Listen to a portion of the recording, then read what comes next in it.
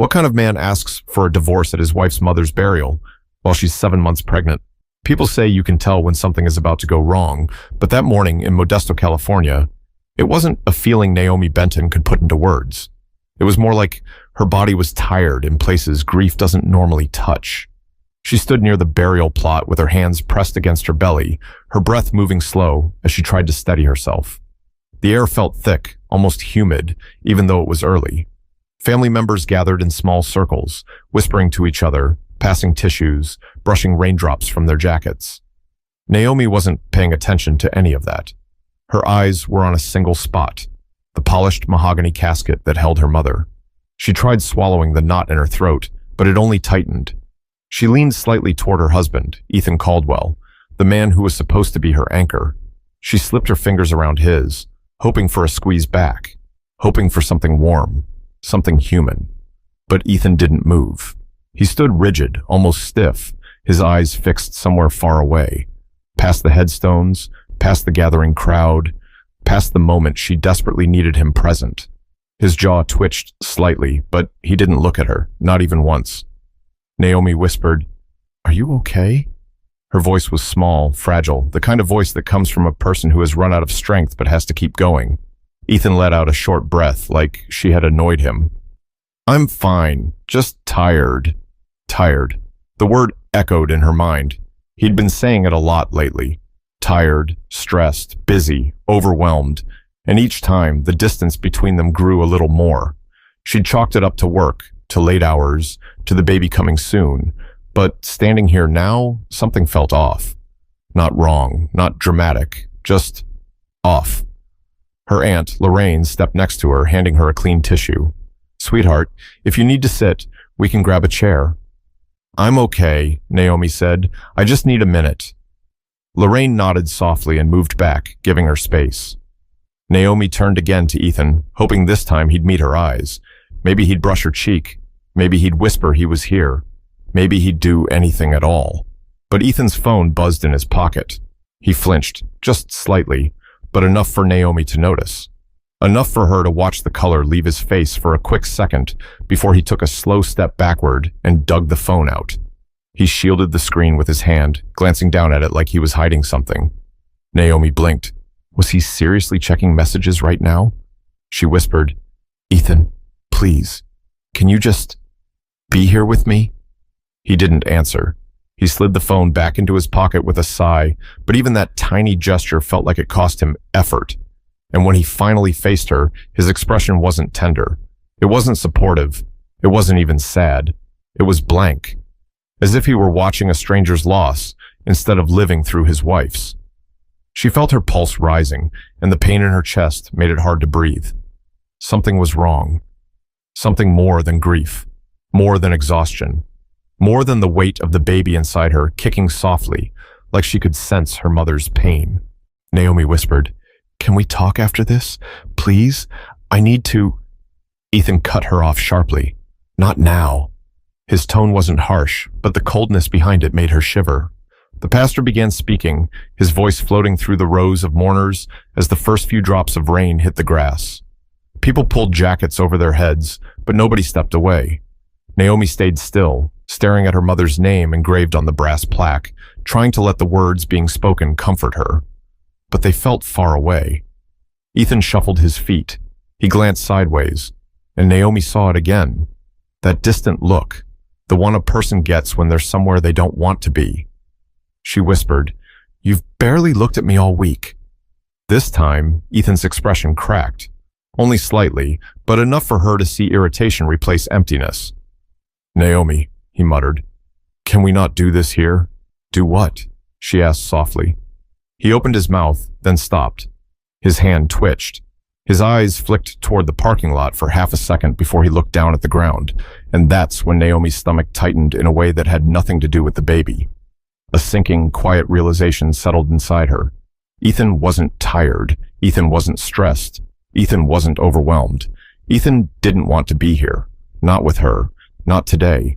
Not in this moment that mattered more than any moment they had lived together in years. She inhaled slowly, trying to steady herself, but Ethan was already turning away from her a second time.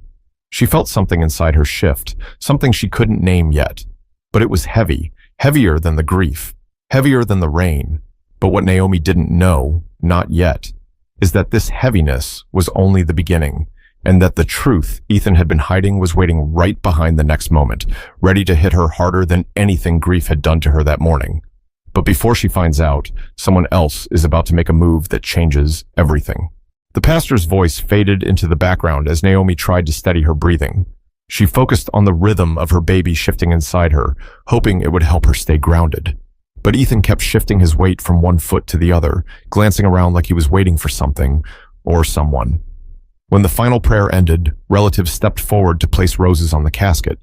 Naomi moved slowly, clutching her belly with one hand and holding the rose with the other. Each step felt heavier than the last. She waited for Ethan to come with her, to walk beside her, to at least pretend he cared. He didn't move. Lorraine touched Naomi's shoulder. "Honey, do you want me to go with you?"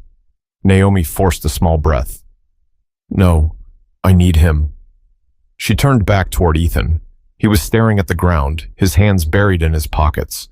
She walked to him, her voice trembling. "Ethan, please, this is my mother." He didn't even blink. "I said I'm here." "Physically," she murmured, "but not with me." He exhaled sharply through his nose, the kind of breath someone takes when they've run out of patience. For the first time all morning, he met her eyes, and what she saw there made her stomach drop. "That's enough, Naomi," he said quietly. Enough? Enough of what? Her grief? Her pain? The life they'd built together? "Come with me," she whispered, "just for a minute, away from everyone." Ethan hesitated. His jaw tightened slightly, just a flicker, but it told her everything. He didn't want to go with her, not even for a moment. But finally, he followed. They stepped a few yards away, near a row of older graves under a patch of overgrown grass. The rain picked up, tapping lightly on the umbrella Naomi's uncle had loaned her. Ethan didn't bother to take cover. He stayed in the open, looking irritated, almost restless. Naomi clutched the umbrella tighter. "Ethan, what's going on with you? You've been distant for months. You barely talk to me. You sleep on the couch half the time. I thought maybe it was work, or the stress of the baby coming, but right now, right here, you're acting like you don't even want to stand next to me." He didn't answer. "Please," she said softly, "say something." Ethan rubbed his face with one hand, then looked at her. "I can't do this anymore." Her heartbeat stuttered. "Do what?" "This marriage." The words hit her like a physical blow. She blinked, certain she'd misheard him. "Ethan, don't say that. Not now, not here." "I'm serious," he said. "I want out." The umbrella slipped from her fingers and hit the ground, bouncing once before landing in the wet grass. Rain began hitting her face directly, but she barely felt it. She whispered, "You can't be saying this at my mother's burial." "I didn't plan it," he muttered. "Then why now?" she cried. "Why today of all days?" Ethan lifted his chin slightly. "Because I can't keep pretending. I'm done pretending."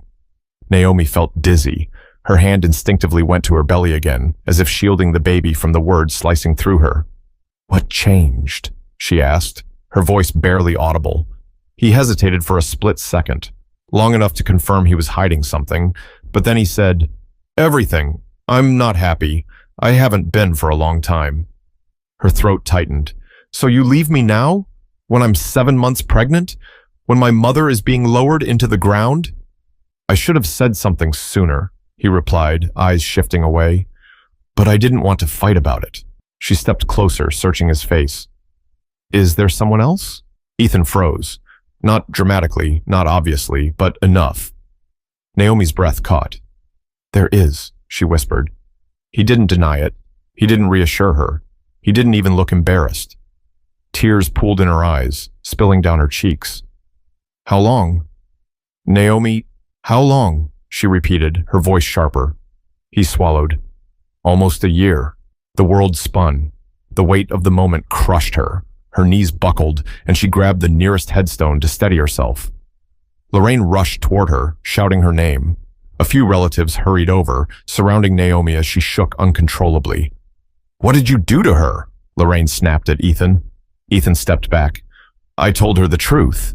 Truth, Lorraine shouted. You broke her! Naomi sank to the ground, clutching her stomach as tears streamed down her face. She wasn't thinking about the baby, the rain, or the people watching. She was thinking about the man standing 3 feet away who had once promised her forever, and he couldn't even offer comfort. Ethan exhaled slowly, looked at the parking lot and said, I'm leaving. Lorraine almost lunged at him, but 2 cousins held her back. Naomi's voice cracked as she whispered, Please, don't go. Ethan didn't turn around. He didn't bend down. He didn't say goodbye. He just walked, and Naomi felt something inside her fracture in a way no doctor could ever fix. But Ethan thinks he's walking toward a better life, when in reality, he's stepping into a disaster he created himself. Ethan reached his car with rain dripping off his hair, his steps fast and uneven, like he was trying to outrun what he'd just done. His hands shook when he unlocked the door.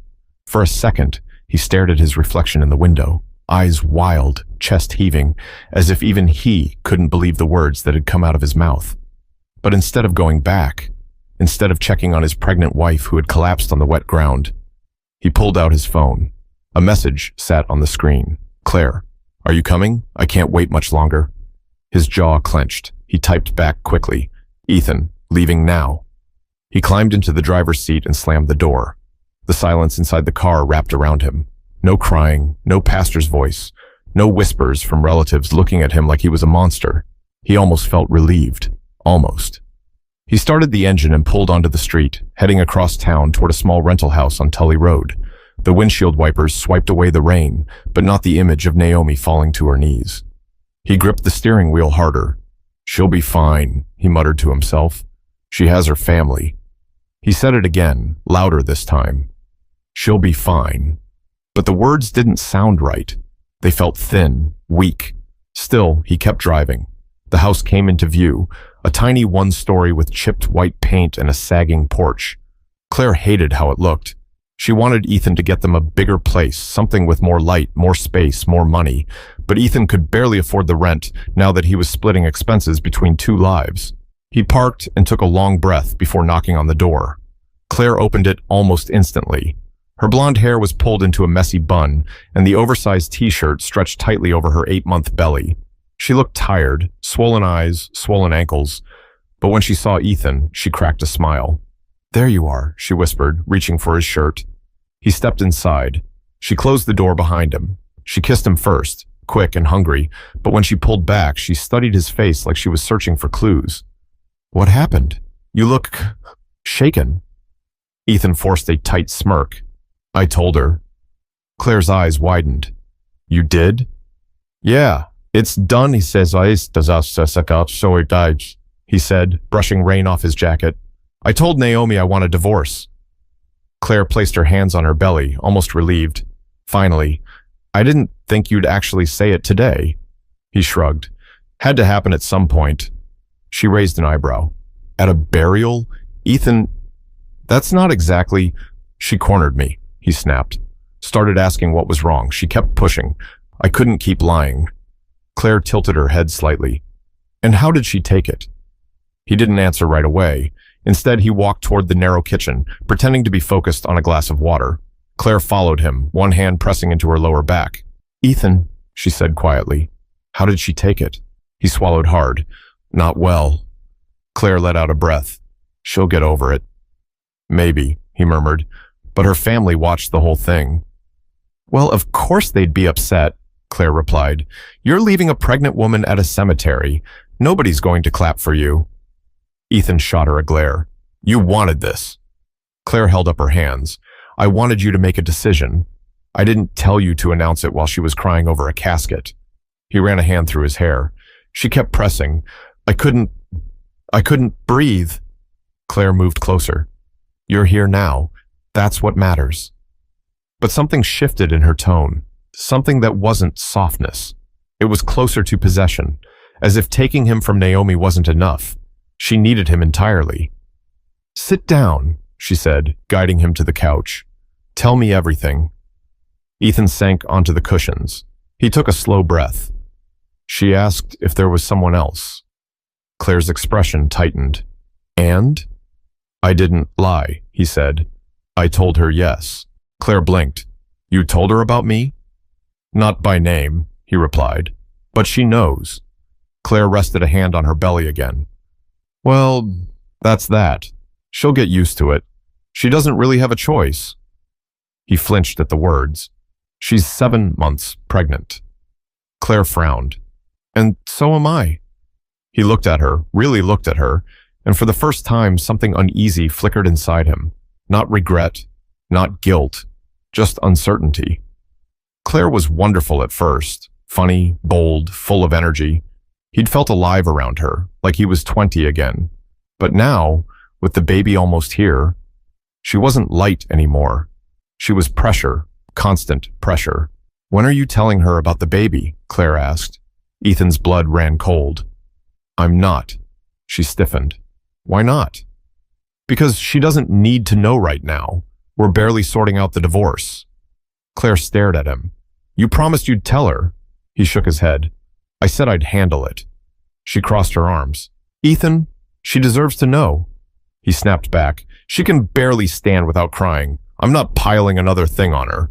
Claire's eyes narrowed. So what? Are you planning to hide our child? That's not what I said. Claire let out a humorless laugh. It feels like that. Ethan's frustration boiled over. Claire, stop. I'm doing my best. No, she said, voice rising. You're doing what makes you comfortable, not what's right.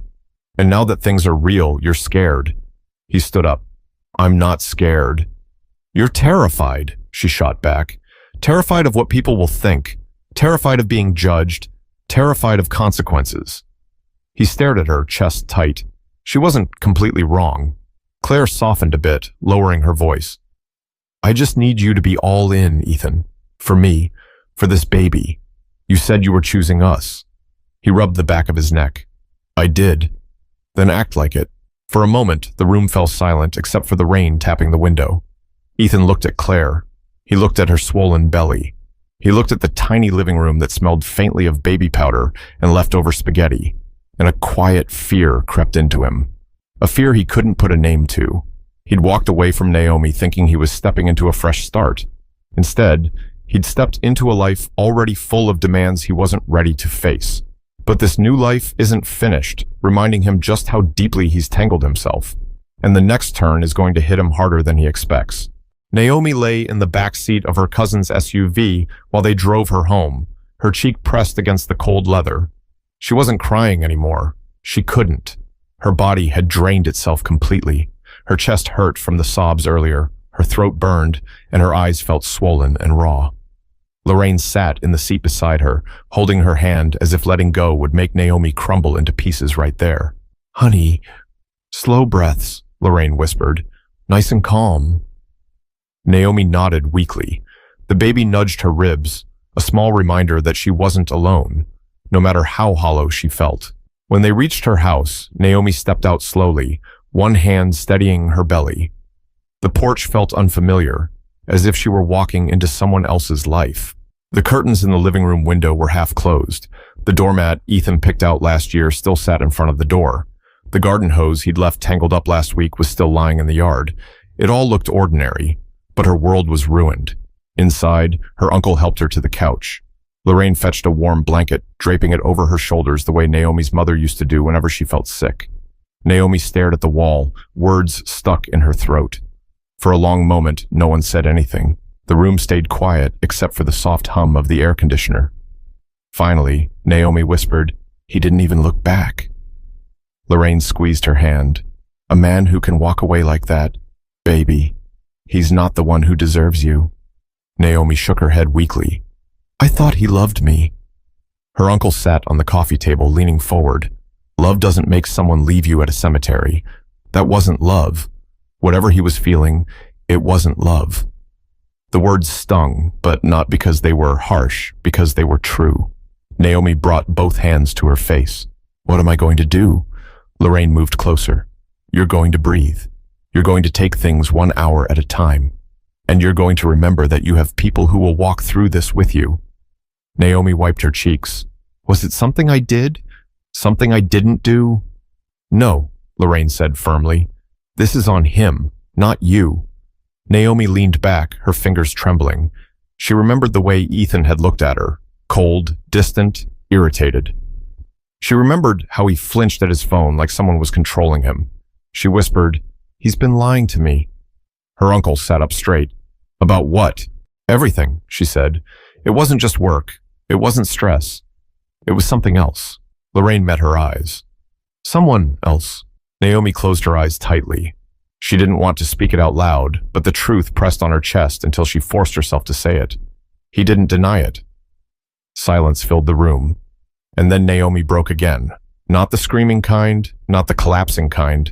Just quiet, painful tears that rolled down her face as she held her belly. "I didn't even see it," she whispered. "I didn't notice, because I trusted him so much." Lorraine leaned closer. "Sweetheart, you were grieving your mother. You were preparing for your baby. You weren't expecting betrayal. You were expecting support." Naomi sniffed. "I gave him everything I could, everything I had." Her uncle looked down, thoughtful for a moment. Then he spoke in a low voice. "Your mother didn't raise you to be anyone's second choice." The words cut cleanly through the air. Naomi felt an invisible shift inside her. A small one, but real. A crack where light could eventually enter. She wasn't strong yet. She wasn't healed. But something inside her stirred. Something she hadn't felt since before her mother got sick. A thin thread of resolve. Lorraine stood. "There's something else we need to talk about," she said gently. "But we'll do it when you've had some water." Naomi blinked. "What do you mean?" "Let me grab the papers," Lorraine said, heading to the hallway. "Your mom wanted you to have them. She told me everything before she passed." Naomi frowned. "Papers?" Her uncle exchanged a glance with Lorraine, one of those glances that meant they'd been keeping something quiet, waiting for the right moment. Naomi sat up straighter.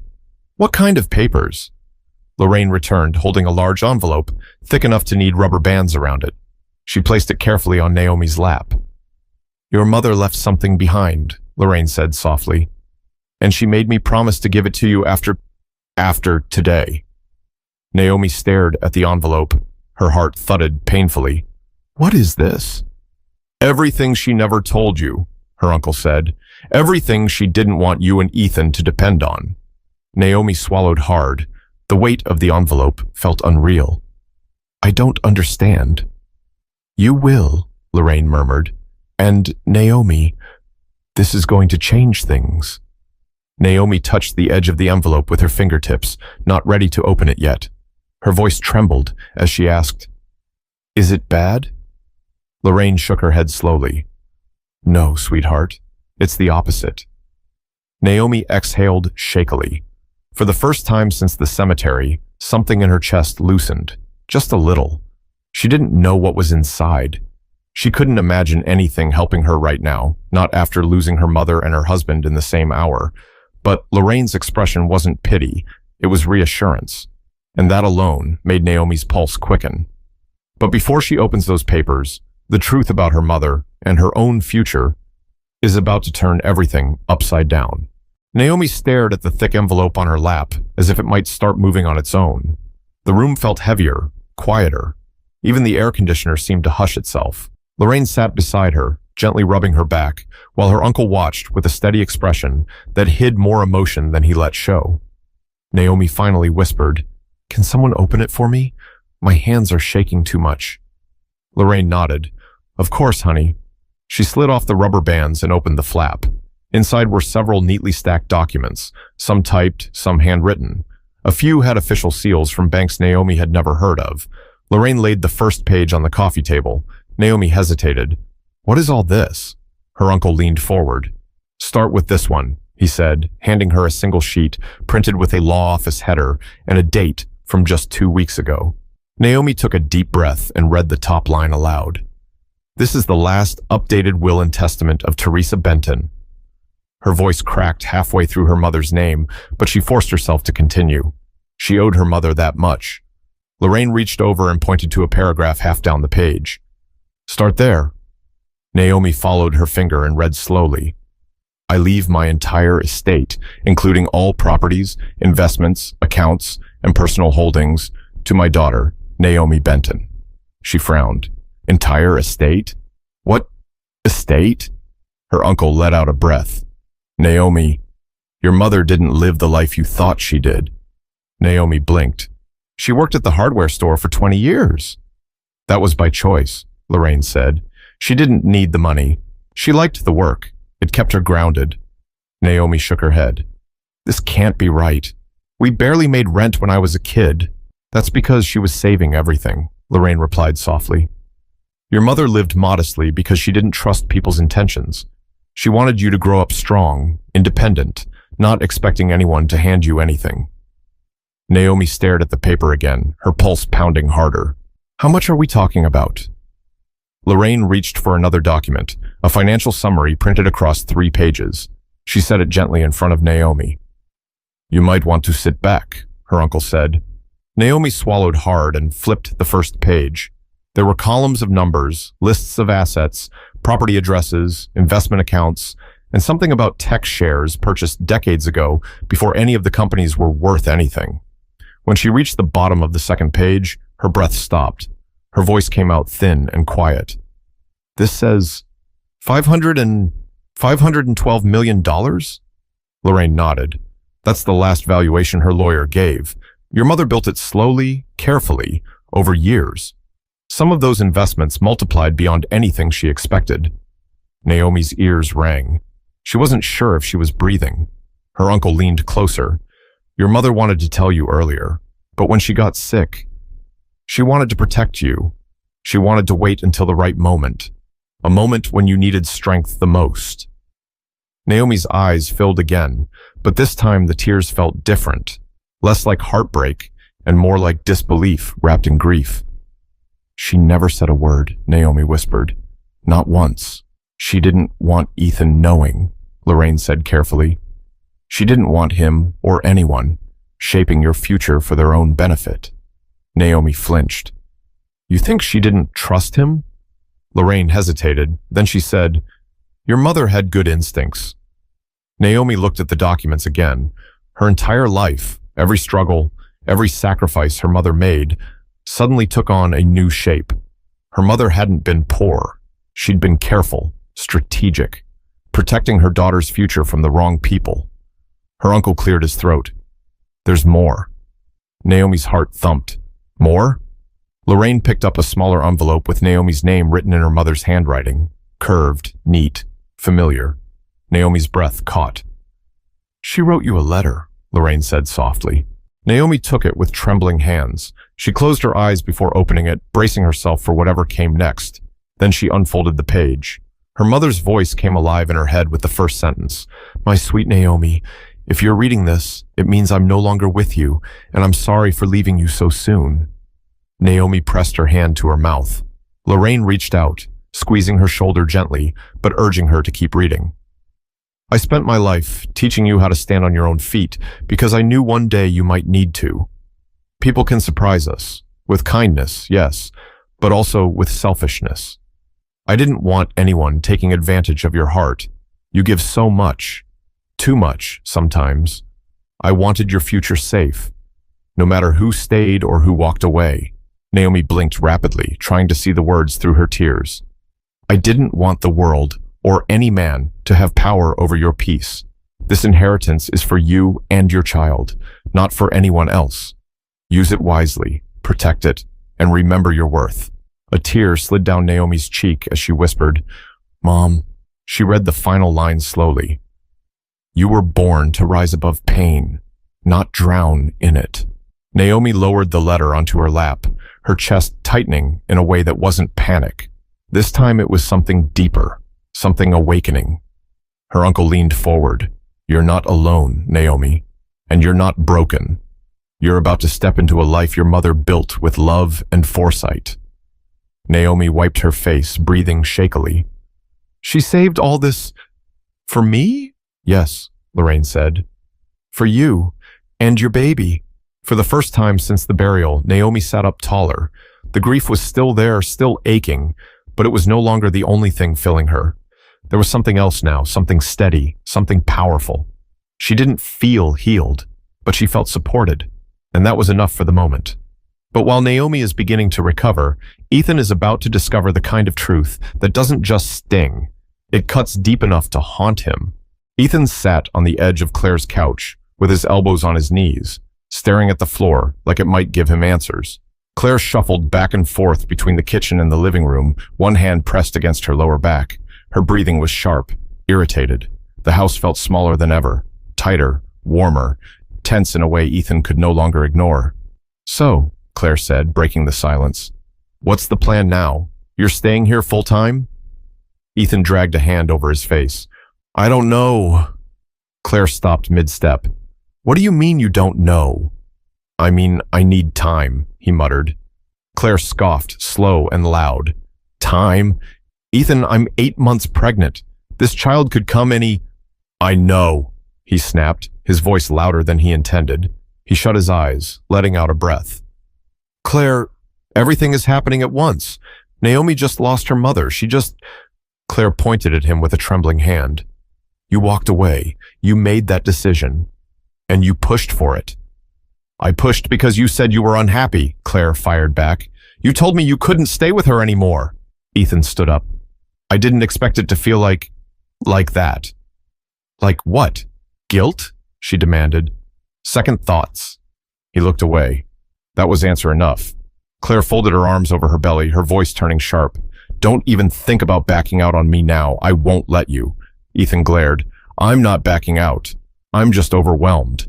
She stared at him, her eyes narrowing. "You sure? Because you look like a man who regrets something." He didn't respond. Claire walked closer until she was a few inches from him.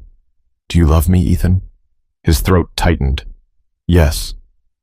"Say it like you mean it." He clenched his jaw. "I love you, Claire." But even he could hear how flat it sounded. Claire's eyes glistened, not with softness, but with frustration. "I need security. I need to know I'm not going to raise a baby with someone who's halfway in and halfway out." Ethan rubbed his temples. "I told you I want a life with you." "I've heard your words," Claire replied, her voice rising. "But your actions. Ethan, you're pacing like you want to run back to her." He froze. Claire stepped back slightly, studying his face. "You do, don't you?" "No," he said quickly, too quickly. Before she could fire back, someone knocked at the front door. 3 rapid knocks, firm and impatient. Claire frowned.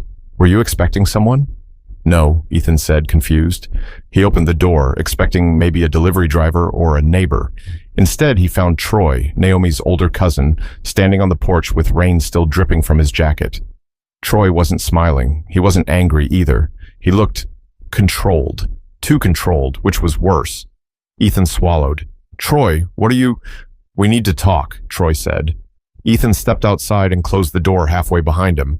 "Look, man, if this is about what happened earlier—" "It is," Troy said, "and about something else." Ethan crossed his arms, trying to sound calm. "I didn't mean to upset anyone. Naomi—" Troy cut him off. "You didn't just upset her. You crushed her, and everyone saw it." Ethan shifted uncomfortably. "It wasn't planned." "That's obvious," Troy said dryly. "But I'm not here about that anymore." Ethan frowned. "Then what?" Troy pulled a folded sheet of paper from his pocket. "You should know what Naomi just found out." "What are you talking about?"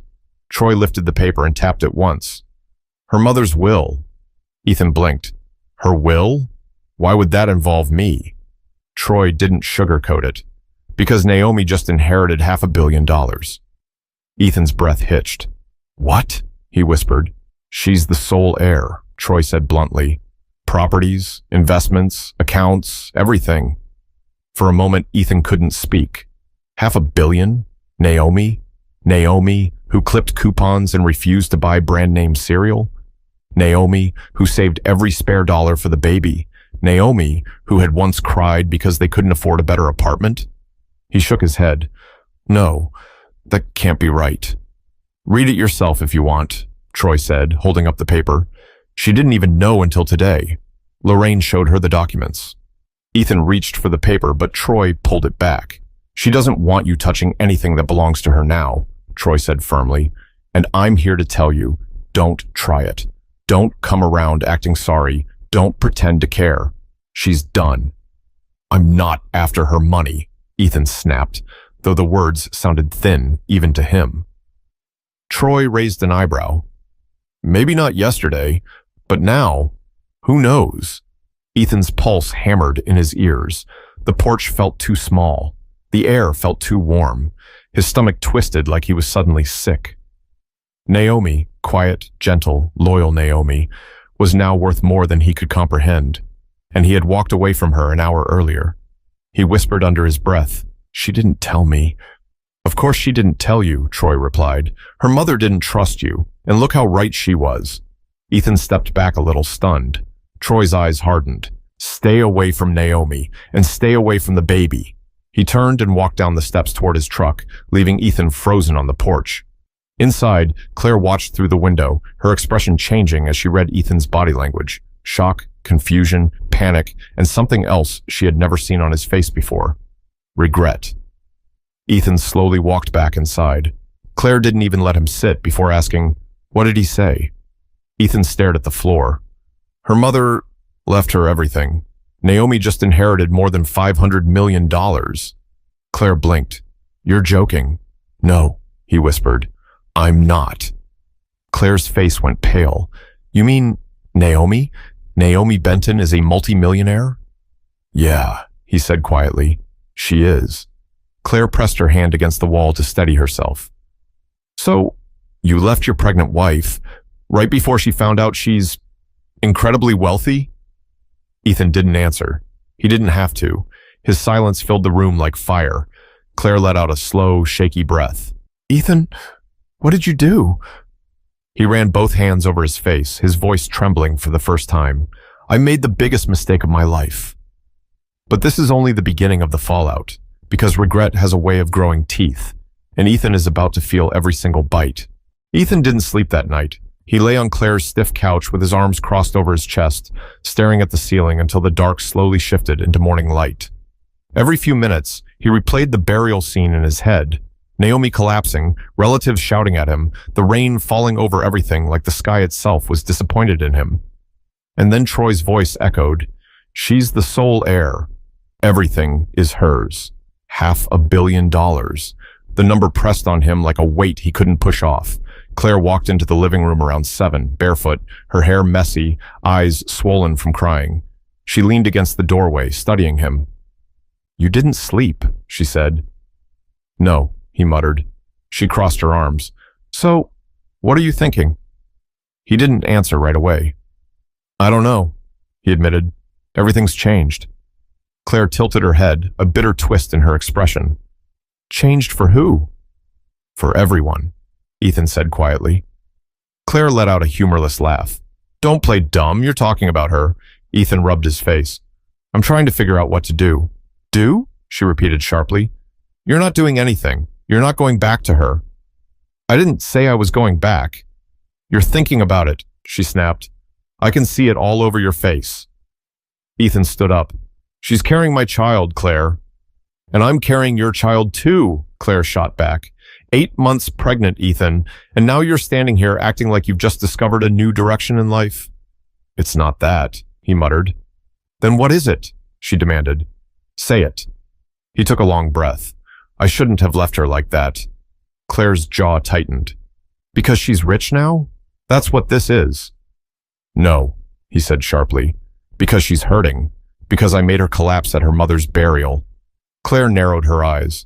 "Funny how that didn't bother you yesterday." "It did," he snapped. "But I didn't realize how bad it was until you realized what she's worth," Claire cut in. Ethan opened his mouth to argue, but his voice died before the words came. Claire stepped closer, her hand gripping the back of a chair. "This is why I told you to tell her everything before making a move," she said. "Now she has every reason to hate you. And trust me, her family won't let you anywhere near her again." Ethan's chest tightened at the reminder. "She has my baby." "And I do too," Claire whispered, tapping her belly. "So are we just back up now?" He stared at her. "That's not what I meant." Claire sank onto the couch, breathing hard.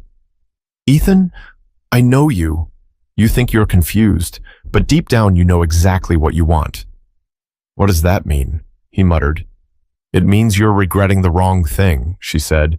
"You're not upset about the divorce. You're upset because you didn't get to leave on your own terms. You're upset because she got something you didn't expect." Ethan clenched his jaw. I'm not after her inheritance. Claire held his gaze. Then why is it all you've thought about since you heard? He didn't respond. Instead, he grabbed his jacket and walked to the door. Where are you going? Claire demanded. For a drive. She stood instantly. No, you're not leaving me here worrying. Claire, I need to think. You can think right here, she snapped. We're supposed to be a family. Ethan turned back to her, his voice low. I need space. Claire's eyes filled, not with sadness, but anger so sharp it made the room feel hotter. Space, she repeated. That's exactly how this started, with you needing space from your wife. He looked away. She stepped closer, her voice dropping. Don't make me the woman you used to escape your problems. I'm not, he whispered. Then prove it, she said, trembling. Stay. Ethan hesitated, just long enough to confirm her fear, then stepped outside and closed the door behind him. Claire sank to the floor, her hands shaking as they clutched her belly. Her breathing quickened, not from stress alone. A contraction rolled through her. She gasped softly. Please, not now. Meanwhile, Ethan drove aimlessly through Modesto, past shops opening for the morning, past people walking dogs or grabbing coffee. Every ordinary sight felt like a slap. Everyone else's life looked stable, predictable, safe. His was a burning mess. He parked near a small park, shut off the engine, and rested his forehead against the steering wheel. How did I let everything fall apart? He whispered. A soft knock on the window made him jerk up. It was Jermaine, a coworker he hadn't spoken to in weeks. Jermaine leaned down, squinting. Man, you look like you lost a boxing match with your thoughts. Ethan opened the door. Jermaine, hey. Jermaine raised an eyebrow. You all right? You look rough. I messed up, Ethan muttered. Jermaine sat on the edge of the car door. With Naomi? Ethan hesitated. Jermaine already guessed the answer. Jermaine sighed. People been talking. Word gets around fast, you know. Folks heard about what happened at the cemetery. Ethan winced.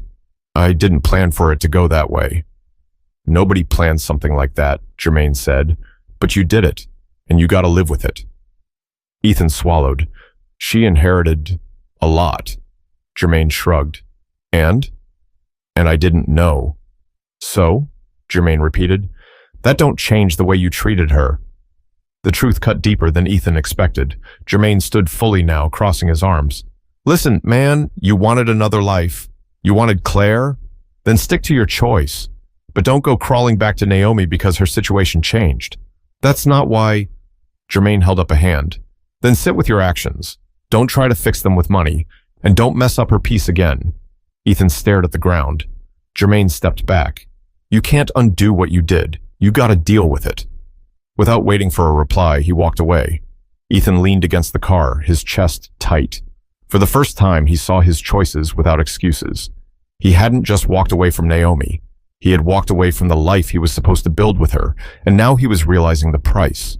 But before he can even figure out how to handle this regret, something urgent is happening back at Claire's place, and it's about to push everything into a new crisis. Claire tried to stand, but the pain tightened around her abdomen again, sharper this time. She gripped the edge of the couch with both hands, breathing slowly the way the nurse taught her in class, but her breaths kept breaking. Sweat formed along her hairline. Her legs trembled. She whispered to herself, It's too early. Not yet. But the contraction didn't care. It rolled through her again, stronger than the last. She grabbed her phone and dialed Ethan. Ring, ring, ring. No answer. She tried again. Still nothing. Claire threw the phone onto the couch, her chest tightening, not from the pain, but from the fear. I can't do this alone, she whispered. She lowered herself onto the floor, leaning against the couch cushions while she waited for the pain to ease. But the truth settled in her stomach heavier than the contractions. Ethan wasn't here. Not physically, not emotionally, not completely. She had fought so hard to pull him into a new life, but she never stopped to see how broken he already was. And now she was the one left shaking on the floor, terrified and alone. Across town, Ethan sat on a bench near the park, staring at his phone screen. 10 missed calls, all from Claire. His stomach dropped. He stood so quickly the bench shook. As he rushed to the car, a horrible thought struck him. What if something's wrong with the baby? He jumped into the car, slammed the door, and sped off, heart pounding with panic. Not guilt this time, fear. When he reached the house, Claire was curled on the living room rug, her breathing uneven, her hands gripping the cushions like life preservers. Ethan rushed in. "Claire, hey, talk to me." She looked up, her eyes wet and angry. "Where were you?" He knelt beside her. "I'm sorry, I didn't see the calls. What's happening?" "A contraction," she gasped, her voice trembling. "Maybe more. I don't know." Ethan swallowed hard. Okay, we're going to the hospital." He helped her to her feet, grabbed the hospital bag, and guided her to the car. Claire clutched his arm with every step. Her breathing hitched as she lowered herself onto the seat. He slammed the door and ran around to get in. The silence on the drive was thick. Claire finally spoke. "If you're going to leave," she whispered, "at least stay long enough to make sure our baby's okay." The words hit Ethan like a punch. He didn't respond. He didn't know how to respond. All he could think was how fast everything was slipping out of his control. Once they reached the hospital, nurses rushed Claire into an exam room, checking her vitals, her blood pressure, the baby's heartbeat. Ethan stood against the wall, watching helplessly as they placed monitors on her belly. A nurse finally turned to him. "She's having pre-labor contractions. We're going to try to slow them down. Stress can bring them on early." Ethan whispered, "Is she going to be okay?" "We'll monitor her closely," the nurse said, "but she needs rest and stability." Ethan sank into a chair. Stability. The word hit him harder than anything Troy or Jermaine had said. He hadn't given anyone stability, not Naomi, not Claire, not the babies. He put his face in his hands, breathing heavily. Claire watched him from the bed. "You look like you're falling apart." "I am," he admitted. She hesitated before speaking again. "Do you regret choosing us?" He lifted his head slowly. Her question didn't hold spite this time. It held fear. "No," he said softly. "I regret how I did everything. I regret hurting her. I regret the timing. I regret everything," Claire whispered. He didn't deny it. A nurse came in and dimmed the lights, leaving them in quiet shadows while the machines hummed. Claire watched the ceiling as she spoke. "You know, Naomi deserves better," she said softly. "Even I can see that. A woman who's 7 months pregnant should never have to crumble alone like she did." Ethan closed his eyes. "You think I don't feel guilty?" Claire asked. "I do. I didn't ask you to hurt her like that. I asked you to be honest." "I wasn't honest with myself," Ethan murmured. Claire breathed slowly, calmer now. "So what happens now? When she's rich? When she has support? When she doesn't need you at all?" He swallowed. "I guess nothing happens. She moves on, and I live with it." Claire turned her head to look at him. "And will you?" He didn't answer. He knew the truth, a truth that grew louder with every heartbeat. He had lost Naomi long before the inheritance. The money only made the loss undeniable. 2 days later, after the doctors managed to stabilize Claire, Ethan stepped outside the hospital to get some air. He leaned against the wall, letting the breeze hit his face. His phone buzzed. A message from Lorraine. "Naomi is safe. Stop calling. Stop asking. Move on." Ethan stared at the screen. He hadn't called. He hadn't texted. He hadn't reached out. He'd been too ashamed, but the fact that her family assumed he would try to crawl back made the shame even heavier. He typed and deleted several replies. Finally, he wrote, "I'm glad she's okay," and left it at that.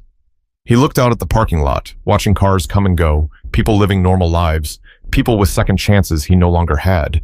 He whispered to himself, "What have I done?" For the first time, the answer settled clearly. He had broken the woman who once gave him everything, only to realize too late that she had become the woman who no longer needed him at all. Naomi wasn't the one losing anything now. She had a future, a child, a fortune, a family, a chance at real love someday. Ethan was the one left behind, scraping together the pieces of a life he had shattered with his own choices, choices he couldn't rewind, choices he had to live with. Because some mistakes don't just follow you. They shape the rest of your life. Pain doesn't reveal itself all at once. It arrives in pieces, through betrayal, through grief, through moments when life feels unfair. But strength comes in pieces too. Naomi found her strength the moment she realized her worth didn't depend on who stayed or who walked away. And that's the truth buried in this story. People who don't value you don't get to define you. People who leave don't get to decide your future. You decide that. Naomi didn't rise because she became rich. She rose because she chose herself. And Ethan? He learned a truth many discover too late. When you mistreat the right person, you lose far more than you ever expect. If you found this story powerful, share it with someone who might need the reminder that their value doesn't come from someone else's approval. And if you want more stories like this, make sure you follow along for the next one.